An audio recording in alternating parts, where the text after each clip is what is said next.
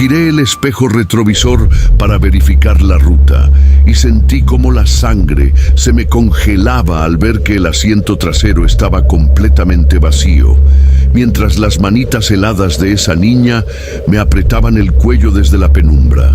Mi nombre es Ramiro y durante más de 12 años me he ganado la vida al volante de un taxi en el turno nocturno. Quienes trabajamos de madrugada sabemos que la ciudad de noche cambia por completo. A partir de las 2 de la mañana, cuando las avenidas quedan desiertas y la luz de los semáforos parpadea en ámbar sobre el asfalto mojado, la calle deja de pertenecer a los trabajadores y a los fiesteros. Es en esas horas muertas cuando empiezan a circular cosas que no tienen cabida bajo el sol, entes que vagan por los márgenes de la ciudad buscando a cualquier despistado para cobrar viejas deudas o simplemente para recordar el frío de la tumba. A mediados de octubre de 2023, la jornada venía excesivamente floja. Llevaba recorridas varias zonas financieras, paraderos de autobuses y zonas de bares sin lograr enganchar un solo pasaje decente que justificara el gasto de gasolina. Cerca de las 3 de la mañana, cansado y con los párpados pesados por la monotonía de la ruta, decidí tomar la antigua carretera interurbana que conecta la periferia con las colonias altas, asentadas en la ladera de la sierra. Es un tramo de casi 15 kilómetros de asfalto gastado, flanqueado a la izquierda por un impresionante paredón de roca volcánica y a la derecha por barrancos profundos que caen directo hacia el cauce seco de un río. En esa zona, la iluminación pública lleva años inhabilitada por el robo constante de cables de cobre, dejando el camino sumido en una oscuridad impenetrable donde solo la luz de tus propios faros te va abriendo paso. A pesar de lo solitario y peligroso del camino, solía ser una ruta muy codiciada por los choferes nocturnos, ya que los pocos pasajeros que solicitaban servicio hacia aquellas colonias alejadas pagaban tarifas muy altas por el riesgo de la hora. Eran exactamente las 3:14 de la mañana cuando pasé a la altura de una antigua parada de autobús abandonada.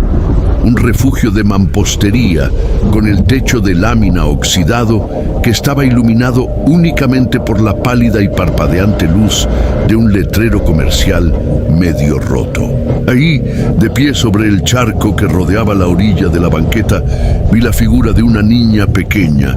Aparentaba no tener más de 7 u 8 años. Llevaba un vestido blanco de tirantes sumamente desgastado, con los dobladillos manchados de lodo seco. Descalza a pesar de la helada nocturna y apretando fuertemente contra su pecho un pequeño oso de peluche al que le faltaba un ojo y tenía el relleno de algodón saliendo por la espalda. Mi primer instinto como padre y como ser humano fue una mezcla instantánea de indignación, pavor y preocupación. Pensé que se trataba de un descuido familiar grave, una niña extraviada en la montaña, o peor aún, el resultado de algún delito cometido en las colonias cercanas. Frené de golpe, haciendo chillar ligeramente las balatas del auto, encendí las luces de emergencia intermitentes y metí la reversa para quedar exactamente a la altura del refugio de concreto. Niña, ¿qué haces aquí a esta hora de la madrugada? ¿Dónde están tus papás? ¿Qué te pasó?, le pregunté bajando la ventanilla del copiloto un par de dedos. La niña no levantó la cabeza. Mantuvo la barbilla pegada al pecho mirando fijamente hacia el charco de agua sucia a sus pies, pero dio 2 pasos lentos y rígidos hacia el vehículo. Extendió su mano diminuta y jaló la manija de la puerta trasera. El seguro electromecánico del coche estaba puesto, pero antes de que yo pudiera accionar el botón de la consola para indicarle que no podía subirla sin reportar primero la situación a la central, escuché con absoluta claridad el chasquido seco del pestillo abriéndose desde la parte interna del marco. La puerta trasera se abrió de par en par con un chirrido metálico. La pequeña se subió al asiento posterior con una agilidad silenciosa, casi etérea, y cerró la puerta tras de sí con un golpe seco que retumbó en la cabina. «Lléveme a la curva del crucero, chico, por favor. Mi mamá me está esperando allá abajo en el lodo», susurró con una voz extremadamente baja, monótona y helada, que atravesó mi gorra de lana y me erizó los vellos de los brazos instantáneamente. Ajusté el espejo retrovisor central para intentar enfocar su rostro y ver si estaba herida o en crisis, pero la sombra del respaldo del asiento del copiloto tapaba por completo su figura. La oscuridad en la parte trasera del auto parecía adquirir una densidad anormal, mucho más pesada y opaca que la noche exterior. Decidí oprimir el interruptor de la luz de cortesía del techo para iluminar el interior, pero al accionarlo, la bombilla central emitió un chispazo a su lado. Parpadeó con rabia y se fundió al instante, dejando la cabina a oscuras.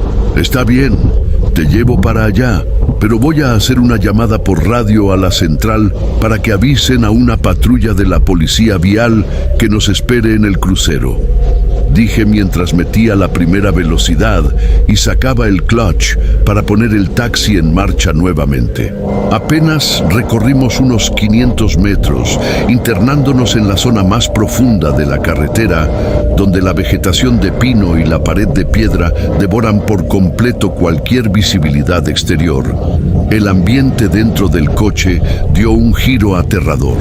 Un olor nauseabundo y penetrante, idéntico al de la tierra mojada de Panteón, flores podridas y humedad estancada por años, comenzó a emanar directamente de las rejillas del sistema de calefacción. El aire se volvió tan denso y sofocante que sentí como la garganta se me picaba y los ojos me comenzaban a arder. La temperatura dentro del coche empezó a desplomarse a una velocidad imposible. El vapor de mi propia respiración empezó a salir denso como humo de fogata y una capa helada de escarcha interna comenzó a empañar el parabrisas por completo, obligándome a pasar la mano desnuda una y otra vez para no salirme del camino. En el tablero de instrumentos, las agujas comenzaron a volverse locas. El indicador de temperatura del motor marcaba que el bloque estaba hirviendo. La luz de la batería parpadeaba rítmicamente y el taxímetro digital comenzó a sumar cifras numéricas al azar a una velocidad descontrolada, soltando pitidos agudos que rebotaban en mis oídos. «Niña, ¿estás bien allá atrás? Te noto muy callada», pregunté, tratando de ocultar el temblor evidente en mi voz mientras volvía a fijar la mirada en el retrovisor central. Aproveché el destello luminoso de los faros de un camión de carga que venía bajando en sentido contrario para mirar el asiento posterior. La luz atravesó la ventana por una fracción de segundo. El asiento trasero estaba completamente vacío. El cinturón de seguridad colgaba holgado y la tela del tapizado estaba seca, pero no había rastro alguno de la pequeña. Sintiendo un sudor helado empaparme la espalda y con el corazón martilleándome las costillas a punto de estallar, estiré el brazo derecho hacia atrás, pasando la mano por encima del respaldo para palpar el asiento en un acto desesperado de negación. Mis dedos chocaron contra la tela, que ahora se sentía viscosa, empapada y absurdamente helada. Pero al levantar la mirada de nuevo hacia el espejo retrovisor, el estómago se me cayó al piso. Vi dos manitas diminutas, de piel ceniza, marchita, y con las uñas podridas de tierra negra emergiendo lentamente desde la penumbra de la cajuela por encima de la moldura trasera, proyectándose directo hacia la base de mi cuello. Sentí los dedos de la niña ajustarse alrededor de mi garganta como dos prensas de hielo fundido. No tenían la fuerza tenue de una criatura de 7 años. Era una presión antinatural, rígida y brutal que me cerró la tráquea al instante, impidiéndome jalar el más mínimo hilo de aire. Intenté meter desesperadamente los dedos entre su piel y mi cuello para zafarme del agarre, pero su carne estaba tan helada que al simple contacto sentí cómo se me adormecían las yemas y la piel de las manos se me entumecía de inmediato. A través del espejo retrovisor, que oscilaba violentamente por las sacudidas del vehículo sin control, vi que la sombra detrás de mí comenzaba a erguirse y a estirarse de forma grotesca. Ya no era solo la figura de una pequeña desamparada. El rostro que emergió lentamente de la penumbra del cajuela y se posicionó a escasos centímetros de mi oreja tenía la piel pegada al cráneo, marchita y teñida de un color grisáceo similar al de la carne en descomposición. Tenía la mandíbula desencajada, abierta en un ángulo imposible, desde el cual brotaba un borboroto constante de agua enlodada, gusanos y podredumbre. Las cuencas de sus ojos estaban completamente vacías, dos agujeros negros sin fondo desde los cuales surgía un susurro gélido que retumbaba directo en mi cerebro. Dijo mi mamá que nos llevaras a la curva. No te vayas a parar, Ramiro, no te vayas a parar. Repetía la voz en el interior de mi cabeza, con un eco cavernoso y retorcido que me provocó un dolor punzante en la nuca. El taxi comenzó a dar vaivenes peligrosos sobre el asfalto mojado de la carretera vieja. Intenté pisar el pedal del freno a fondo para detener el auto como fuera, pero el pedal estaba completamente petrificado, trabado, como si un bloque de hierro macizo se hubiera soldado debajo de la varilla. La dirección asistida se cortó de golpe y el volante se volvió tan pesado que tuve que meter todo el peso de mi cuerpo y mis hombros para evitar que el coche se estrellara de frente contra el paredón de piedra volcánica a más de 100 kilómetros por hora. En el tablero de instrumentos, el caos eléctrico llegó a su punto crítico. Los focos de advertencia de la batería, el aceite, los frenos y el motor titilaban en un rojo sangriento, mientras el motor del auto rugía en un tono agudo, desgarrador y fuera de tiempo, como si la maquinaria estuviera haciendo un esfuerzo sobrehumano por avanzar contra una fuerza invisible que jalaba el chasis hacia el abismo. El aire dentro de la cabina se volvió tan denso, ácido y helado, que cada intento por respirar se sentía como si estuviera tragando fragmentos de vidrio molido, quemándome los bronquios y congelando la saliva en mi lengua. El vapor espesísimo de mi aliento cubrió por completo la cara interna del parabrisas, volviéndolo un muro blanco y opaco que me dejó ciego al volante. Desesperado, pasé el antebrazo para limpiar un pequeño círculo en el cristal y tratar de adivinar el trazado de la carretera. Lo que vi del otro lado del cristal me heló la sangre en las venas. La carretera de terracería y asfalto picado por la que transitaba había desaparecido por completo. En los lados del camino ya no estaban los paredones de roca ni las barrancas conocidas de la sierra. En su lugar, el coche avanzaba a toda velocidad por un camino estrecho de tierra negra, flanqueado por miles de cruces de madera podridas, lápidas inclinadas y coronas de flores secas que se extendían hasta donde alcanzaba la vista en medio de una negrura absoluta. No había cielo, no había estrellas, y la luz de mis faros principales apenas lograba perforar un par de metros adelante antes de disolverse en una nada absoluta.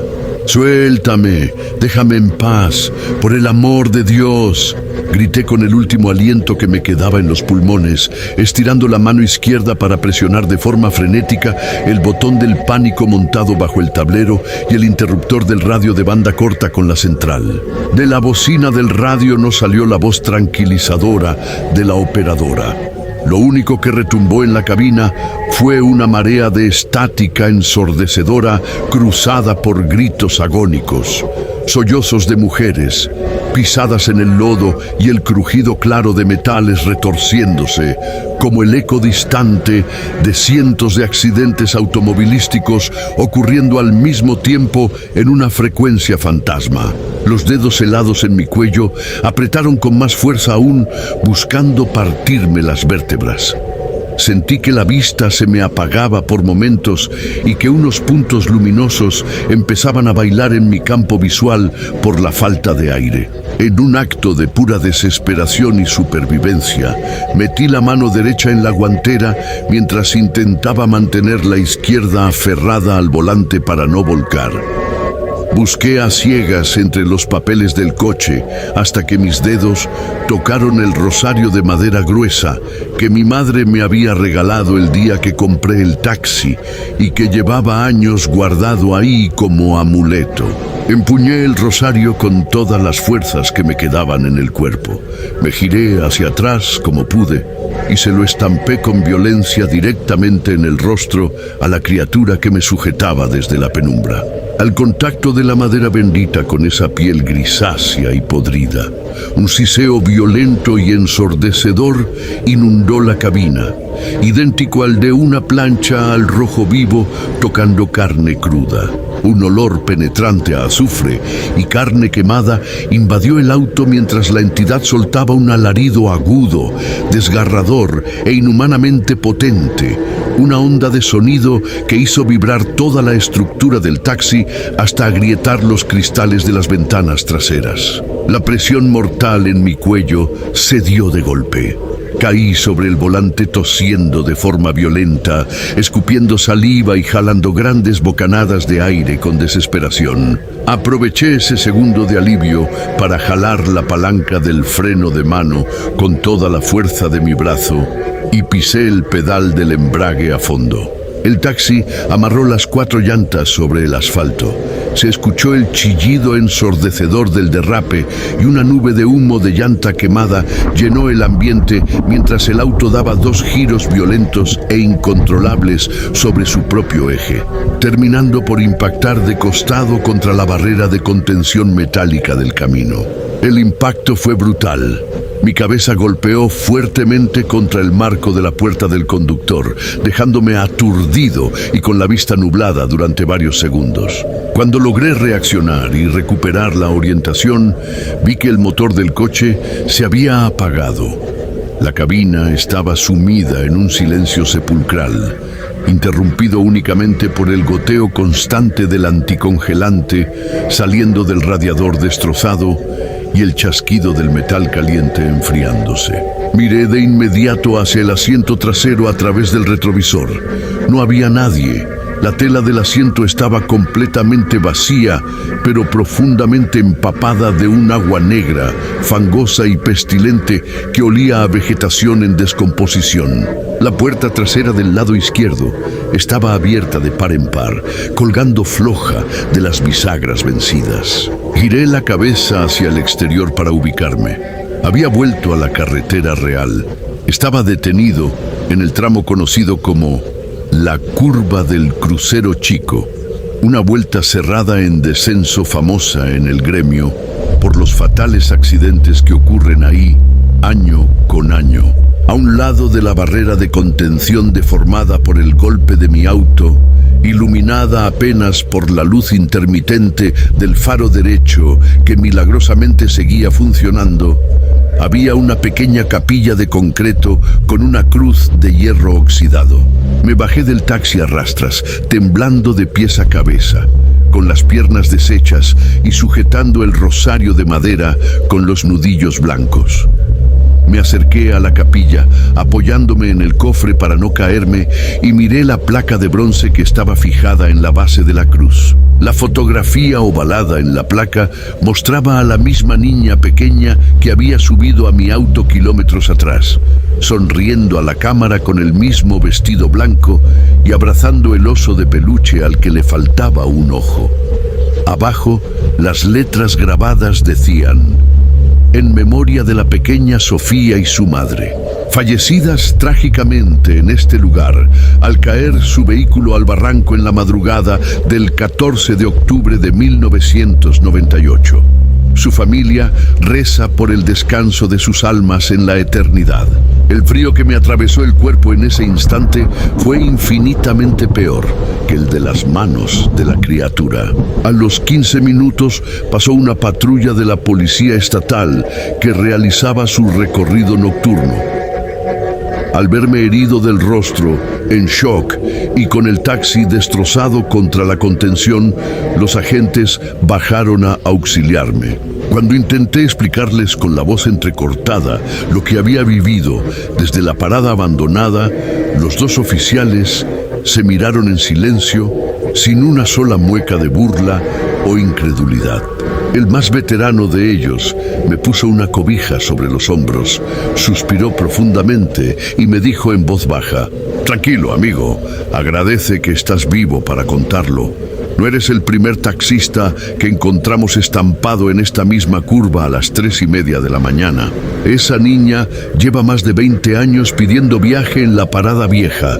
El problema es con los compañeros que cometen el error de hacer la parada y dejar que se suba en el asiento de atrás. Vendí los restos del taxi como chatarra unos días después de salir de la clínica.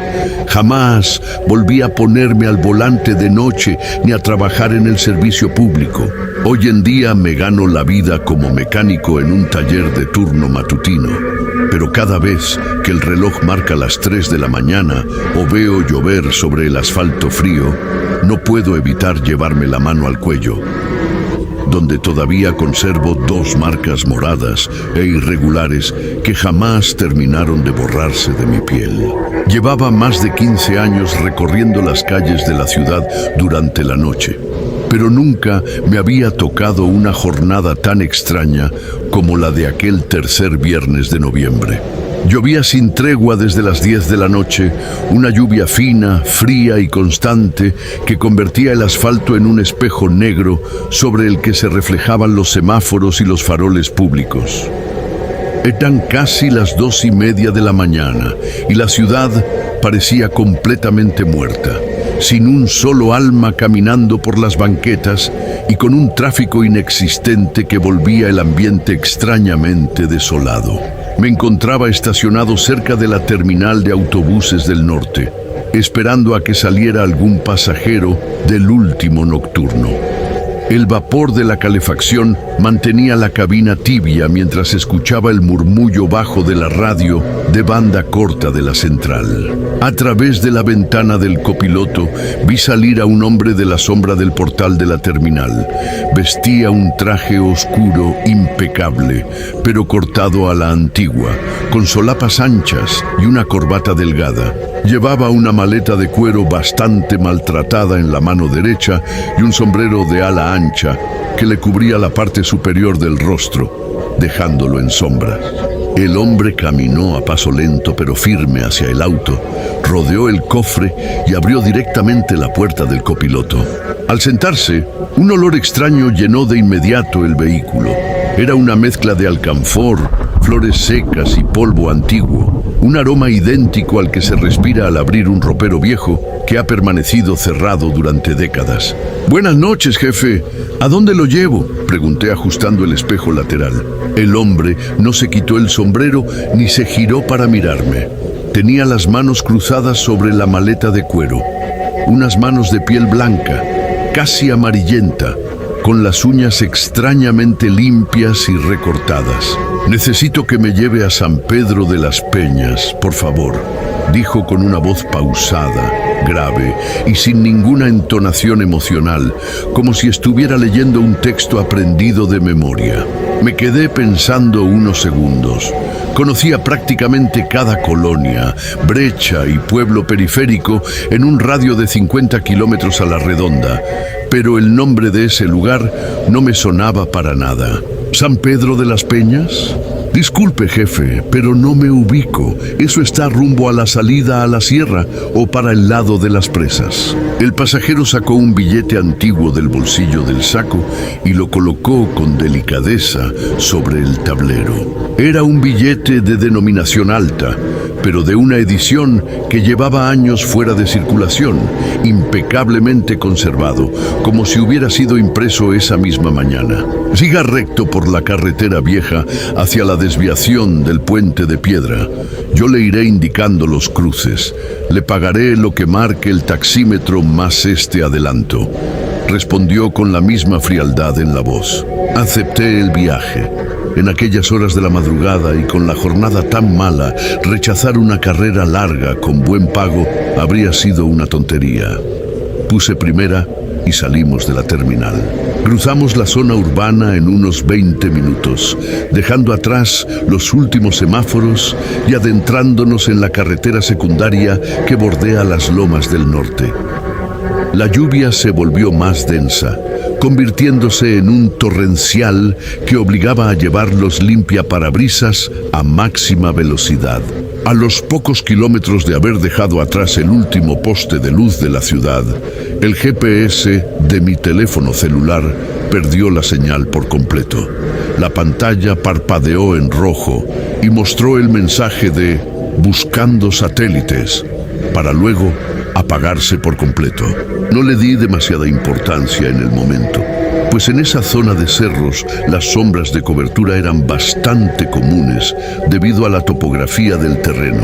En el siguiente crucero tomé la brecha de terracería a la derecha, indicó el hombre, señalando con un dedo largo y delgado hacia la penumbra.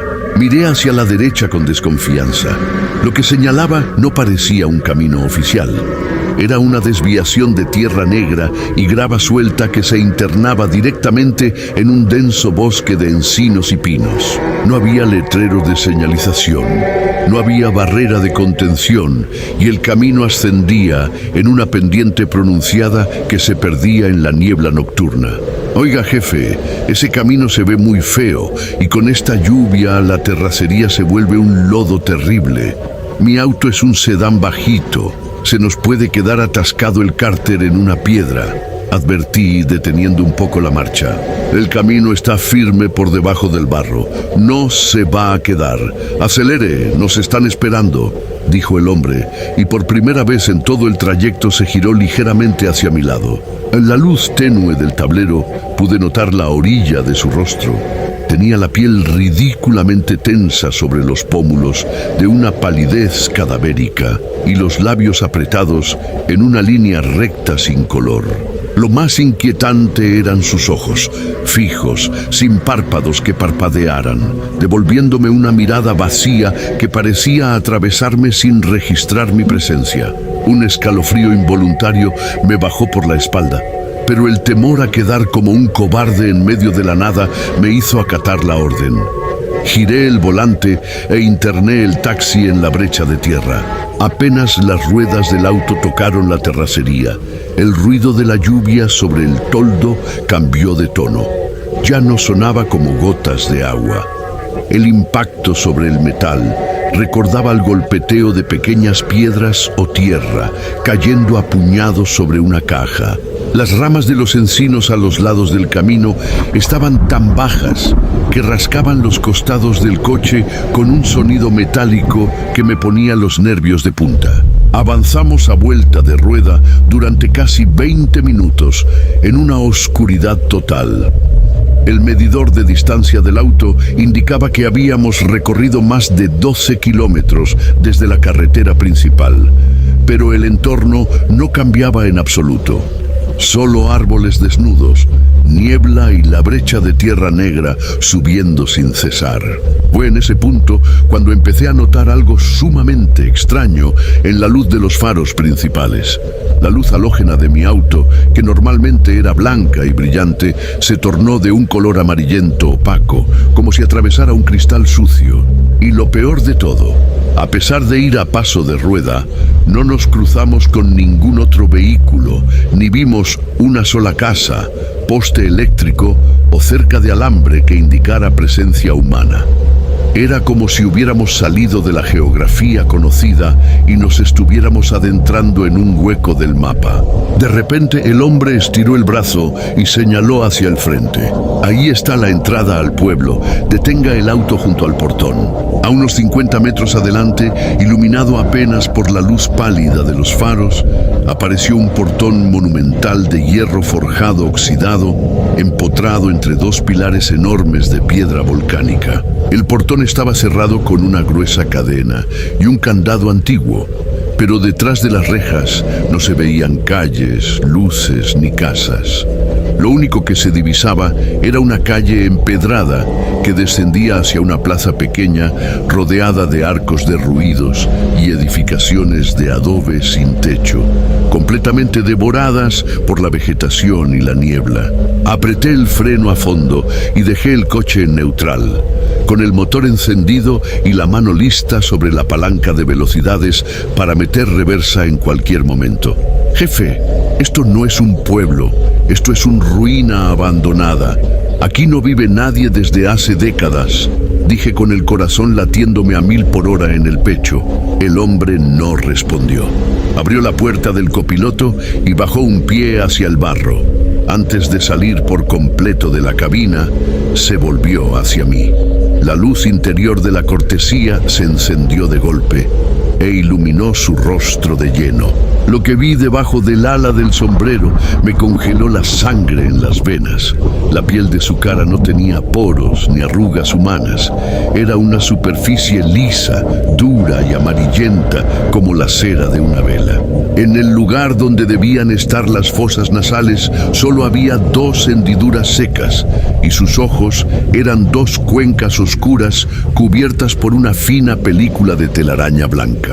«Llegamos a tiempo, chofer», dijo la entidad con una voz que ya no salía de su boca, sino que resonaba directamente en la estructura de acero del propio carro. «Ahora apague el motor y baje a abrir la puerta, porque usted también se queda aquí». El pánico se apoderó de mí de una forma instintiva y brutal. Antes de que esa cosa pudiera reaccionar o extender una mano hacia mí, jalé la palanca de velocidades con violencia, metí reversa y pisé el acelerador a fondo. Las llantas traseras chillaron sobre la grava suelta, escupiendo lodo y piedras contra el portón de hierro mientras el taxi daba un tirón brusco hacia atrás. El sujeto, o lo que fuera que había viajado a mi lado, no se inmutó. Se quedó de pie en medio de la niebla, con la maleta de cuero en la mano y la cabeza inclinada en un ángulo antinatural, observando cómo el auto retrocedía a toda velocidad. La puerta del copiloto, que había quedado completamente abierta, iba dando portazos salvajes contra la vegetación y los troncos de los árboles que bordeaban la brecha.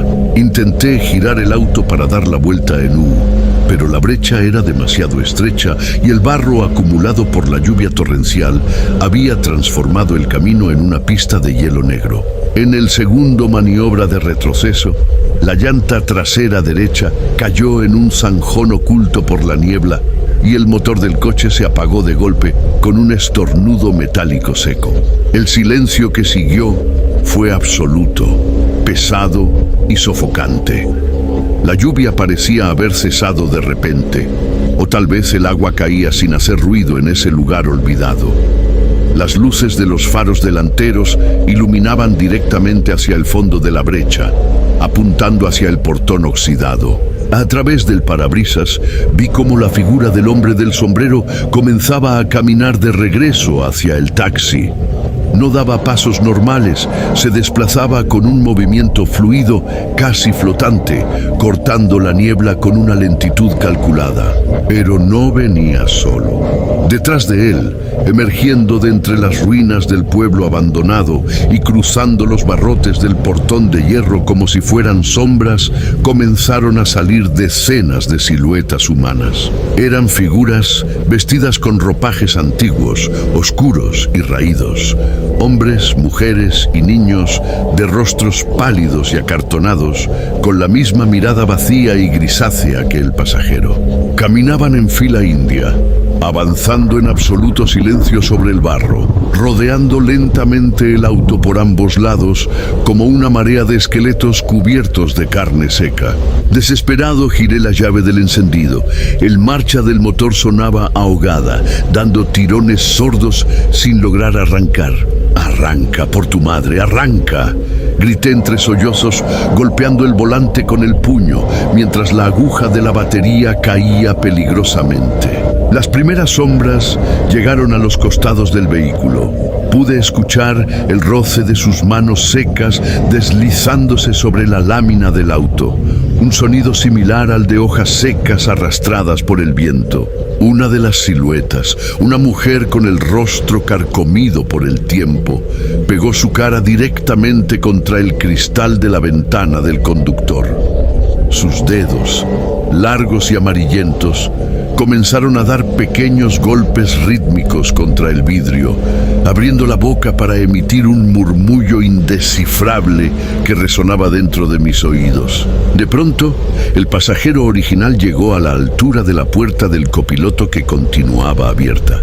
Apoyó una de sus manos de cera sobre el marco de la ventana, inclinó la cabeza hacia adentro y me miró desde la penumbra. El viaje ya fue pagado, chofer. Nadie que cruza el portón de San Pedro regresa a la carretera vieja, susurró con esa voz seca y metálica.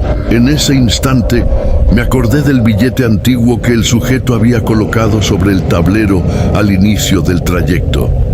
Estiré la mano temblorosa, tomé el papel moneda con rabia y se lo arrojé directamente a la cara. «Toma tu maldito dinero. Yo no quiero nada tuyo, déjame salir de aquí», grité fuera de mí. Al contacto del billete con el aire de la cabina, el papel comenzó a deshacerse en un polvo negro y cenizo que cayó sobre la consola central. Al mismo tiempo, apreté la llave del encendido con todas las fuerzas que me quedaban y pisé el acelerador hasta el tope. El motor del taxi respondió con un rugido ensordecedor. La masa del volante tembló. Las ruedas delanteras lograron tracción sobre un borde de roca dura y el auto salió proyectado hacia adelante, librando la zanja y embistiendo a dos de las sombras que se interponían en el camino. Al tocarlas con el cofre, no hubo impacto metálico ni cuerpo que rebotara. Las figuras se disolvieron en ráfagas de niebla fría y polvo de tierra seca que cubrió por completo el parabrisas. Conduje en reversa durante lo que parecieron horas, guiándome únicamente por el reflejo de la luz roja de las calaveras traseras contra los troncos de los árboles. La brecha parecía no tener fin, retorciéndose en curvas que no recordaba haber tomado a la bajada. Las ramas de los encinos arañaban el techo y las puertas con una violencia feroz, como si el propio bosque intentara sujetar el chasis para impedirme salir. Finalmente, tras un giro desesperado hacia la izquierda, las llantas del coche impactaron contra una superficie dura y lisa, el asfalto de la carretera principal. Giré el volante a tope, metí primera velocidad y aceleré sin mirar atrás. Manejé a más de 120 kilómetros por hora durante media hora seguida, con el corazón en la garganta y la vista fija en el camino, hasta que volví a ver a lo lejos las luces de la civilización y los primeros postes de luz del tramo urbano.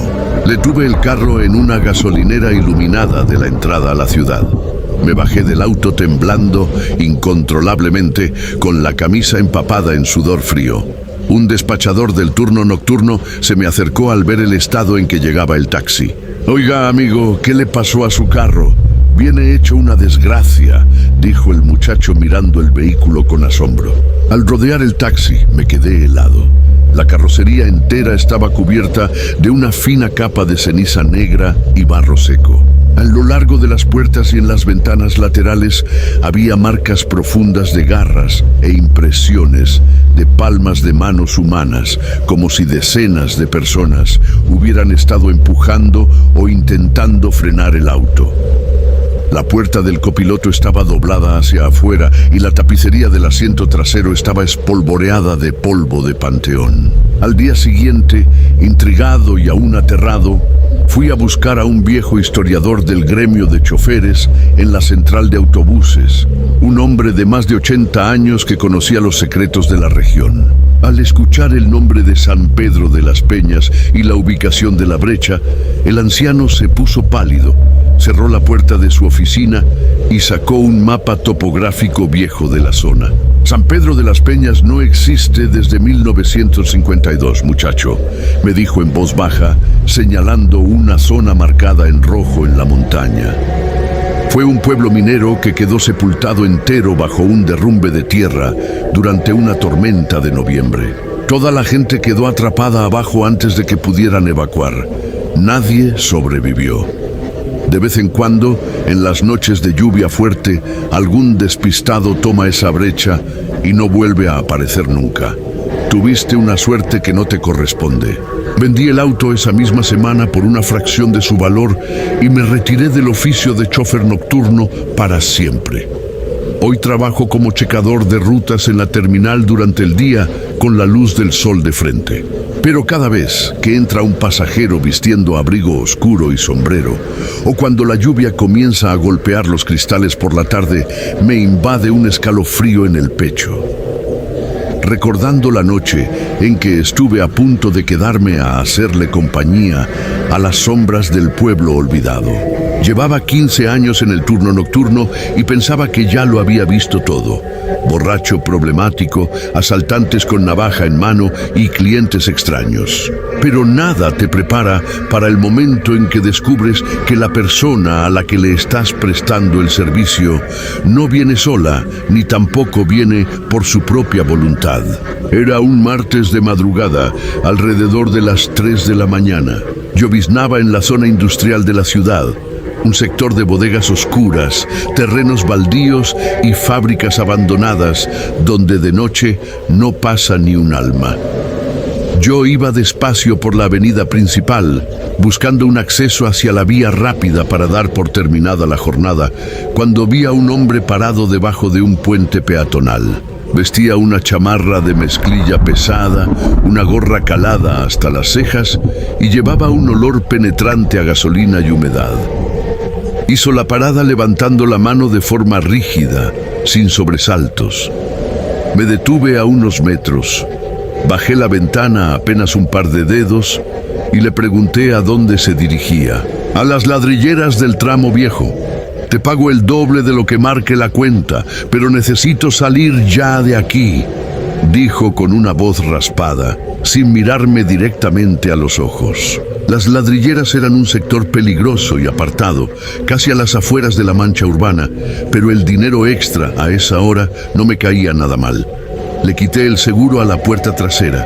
El hombre subió, acomodó una mochila pesada de lona en el piso y cerró la puerta de un golpe. Apenas arrancamos y tomamos la recta de la carretera, empecé a sentir algo raro en el comportamiento del carro. El auto se sentía pesado, como si llevara el equipaje de una familia entera en la cajuela, y la suspensión trasera rechinaba con cada imperfección del asfalto. Al principio pensé que eran las refacciones o herramientas que el pasajero traía en su mochila, pero el ruido no venía de la cabina. Eran golpes secos, 3 golpes espaciados, metálicos, cayendo rítmicamente desde la parte de atrás del vehículo, justo debajo de la bandeja donde van las bocinas. Thump, thump, thump. Me congelé un segundo al volante y miré por el retrovisor central. El sujeto estaba sentado en la esquina del asiento, mirando fijamente por la ventana hacia la oscuridad del camino, con las manos metidas en los bolsillos de la chamarra. ¿Trae algo suelto en la cajuela, jefe?, pregunté tratando de sonar tranquilo, aunque el pulso se me empezó a acelerar. El hombre no se movió, ni siquiera parpadeó. «Siga manejando, no se distraiga con ruidos del motor», contestó en un murmullo frío. Aceleré un poco más para salir rápido de esa zona, pero a los pocos minutos los golpes en la cajuela volvieron. Esta vez no eran suaves. Era el impacto desesperado y violento de una mano o un pie chocando contra la lámina del coche desde el interior del maletero. Se escuchó el chasquido del metal doblándose ligeramente por la fuerza de los impactos, acompañado por un arañazo largo y agudo sobre el tapizado. El estómago se me hizo un nudo helado. El sujeto que venía en mi asiento trasero no traía herramientas. Traía algo o a alguien encerrado en mi propia cajuela. Y lo peor era que yo no tenía idea de cómo diablos lo había metido ahí sin que me diera cuenta. Giré la cabeza levemente hacia atrás para enfrentarlo, y fue entonces cuando vi que el hombre sacaba lentamente la mano derecha de la chamarra. No traía un arma de fuego, sino una navaja de muelle larga y oxidada, con la hoja desplegada brillar bajo la tenue luz del tablero. «Te dije que no te distrajeras, chofer», susurró el hombre, clavando la mirada fijamente en mi nuca. «Si frenas o intentas llamar por la radio, te corto el cuello antes de que el carro termine de pararse. Sigue manejando hacia las ladrilleras». El frío que me recorrió el cuerpo en ese instante no era el aire de la noche. Era la certeza cruda y visceral de que estaba a solo un movimiento en falso de terminar degollado sobre mi propio volante. Mantuve la vista fija en la carretera, con los nudillos blancos, apretando el plástico de la dirección, mientras sentía la punta helada de esa hoja oxidada a escasos 3 centímetros de mi yugular. El coche continuaba devorando kilómetros por la vía vieja hacia las ladrilleras. Los golpes en la cajuela, lejos de disminuir, se volvieron un frenesí desesperado. La persona encerrada adentro comenzó a patear la lámina del respaldo trasero con una violencia ciega, haciendo temblar los asientos y soltando un gemido ahogado que lograba filtrarse por las rejillas de la bandeja de las bocinas. Era la voz de una mujer, una voz joven y aterrorizada, completamente sofocada por algún tipo de cinta o trapo en la boca. «Tom. Se está ahogando allá atrás. No tiene aire», dije con la voz cortada por el pánico, buscando desesperadamente cualquier excusa para ganarme unos segundos. «Si se muere ahí adentro, nos va a parar la primera patrulla por el olor o por el ruido si entramos a la zona de revisión». «Tú cállate y maneja», gruñó el tipo, pegando el filo de la navaja directamente contra la piel de mi nuca. Sentí un hilo fino de sangre tibia bajándome hacia el cuello de la camisa. «Ella ya no tiene solución. Tu único trabajo es dejarnos en el horno número 4 de las ladrilleras. Si lo haces sin dar lata, te bajas de tu carro y te vas caminando. Si no, te meto con ella».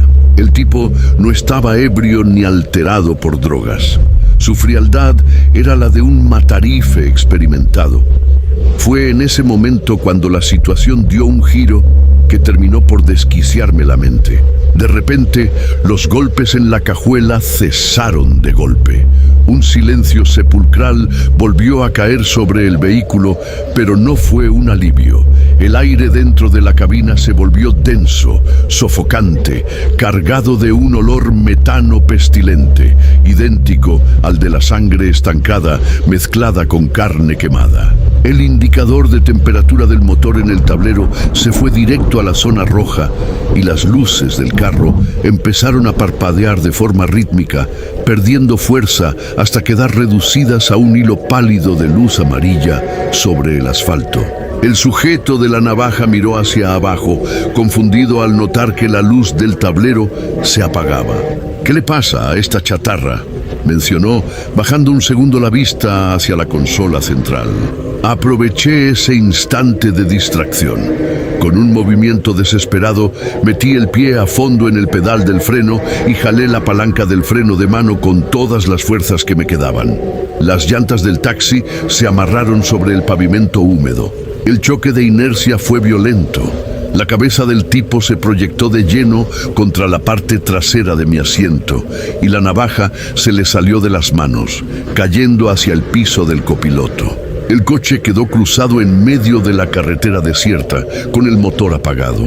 Antes de que el tipo pudiera recuperarse del golpe, reaccioné por puro instinto de supervivencia. Quité el seguro de mi puerta, La abrí de un golpe y me arrojé hacia el suelo de terracería, rodando en el lodo para alejarme del vehículo.